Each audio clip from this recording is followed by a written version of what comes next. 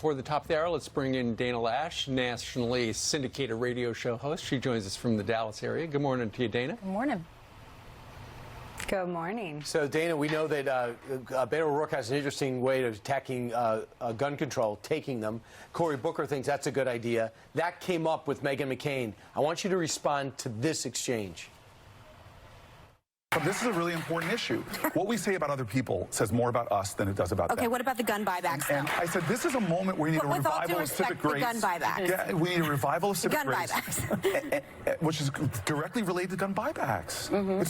These are not Just tell me semantically how you're going to get my brother's gun back. And then she went on to say because he's not going to give it up.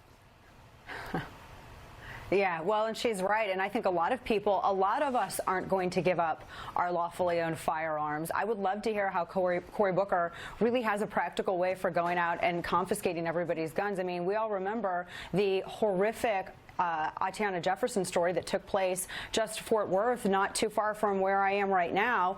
That was when you had law enforcement officers going to someone's home. You had an individual who was completely within her rights, legally, Second Amendment, etc., to have a firearm in her own home. And of course, lack of communication. Everyone's familiar with that story. What Cory Booker's proposing ultimately is to create a ton more of those stories, like Miss Jefferson's story. He never actually answered Meghan's question either, and then he tried to say that we already did that, I guess talking about confiscation as it relates to machine guns.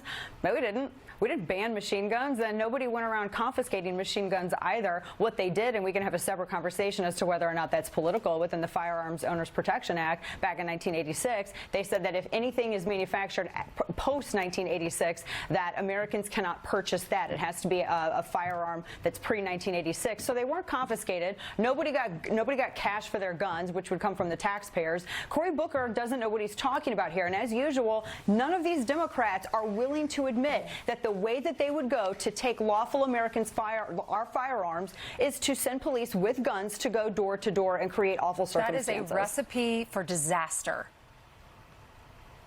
You mean yes, it absolutely is. And I thought that Democrats had enough problem with criminal justice and policing right now. Yeah. They vilify police officers, blame them, and then go tell them to go knock on people's doors and say, can I have your gun, please?